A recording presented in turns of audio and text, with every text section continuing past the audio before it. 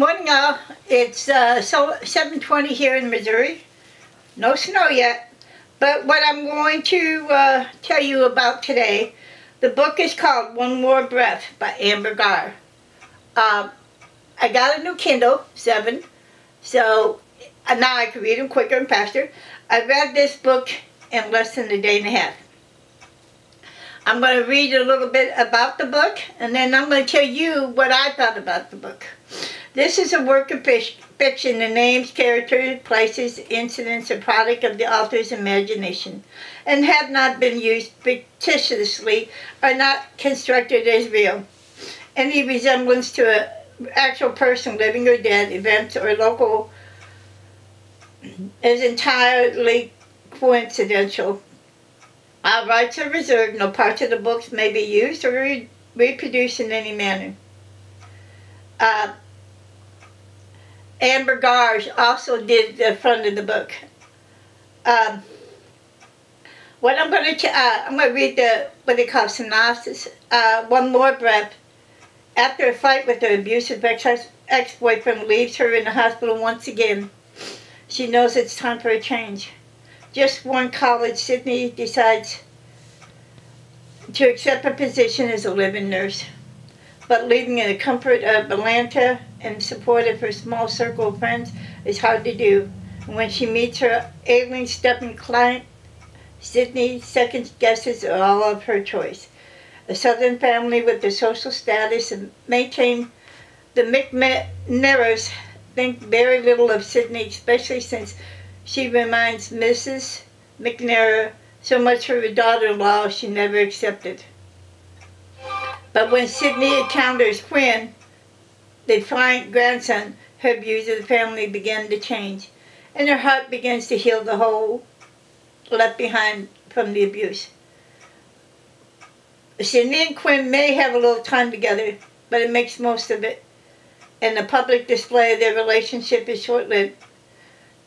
When Sydney just learns how far her client will go to save her family's namesake. And then Sydney's past suddenly rips her apart. There is approximately 28 pages, 28 chapters in this book.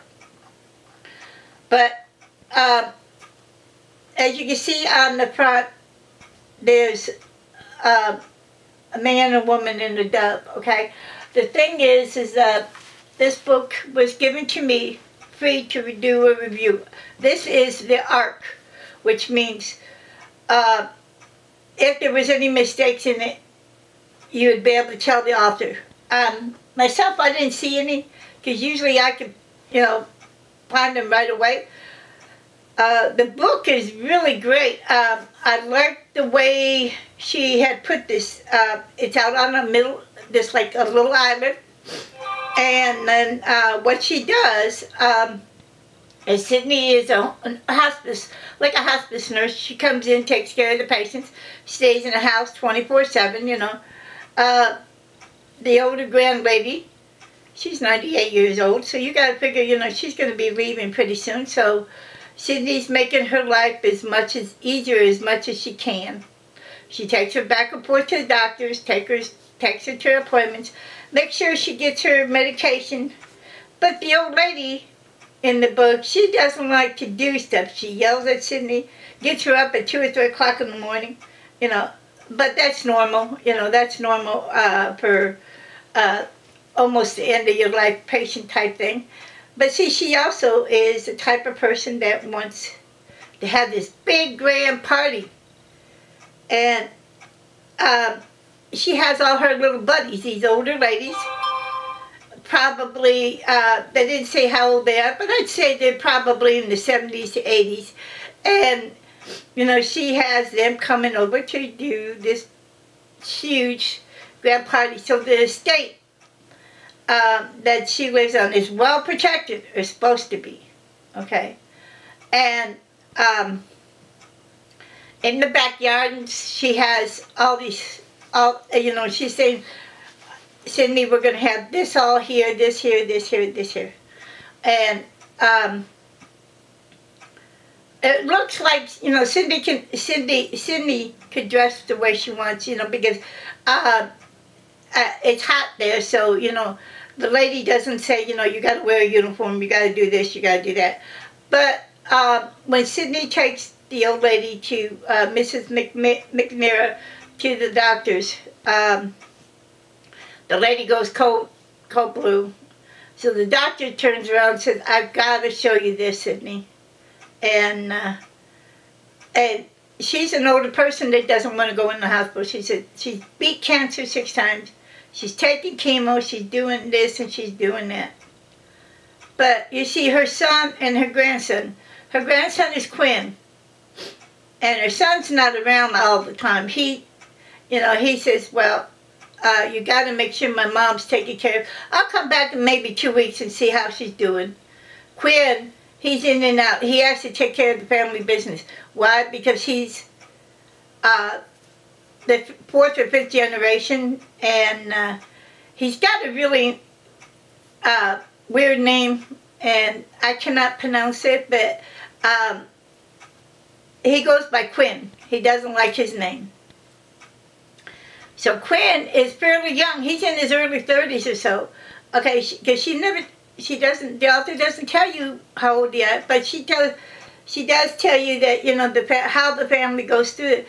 But Quinn has got all this responsibility for himself. But Quinn didn't want to take the family on. He wants to paint. And he's a good artist. And so Grandma hides his pictures every time he paints. Grandma hides his pictures. You know, so you got to figure, you're looking at, here's Grandma upstairs. Okay? Quinn's upstairs. Sydney's downstairs. And in one of the suites. So, you know, you got to figure one of these mansions probably have 10, 12 rooms in it, bedrooms. And here you go. Grandma tells Sydney, you can't go in that room. No, you're not allowed to go in there. All right.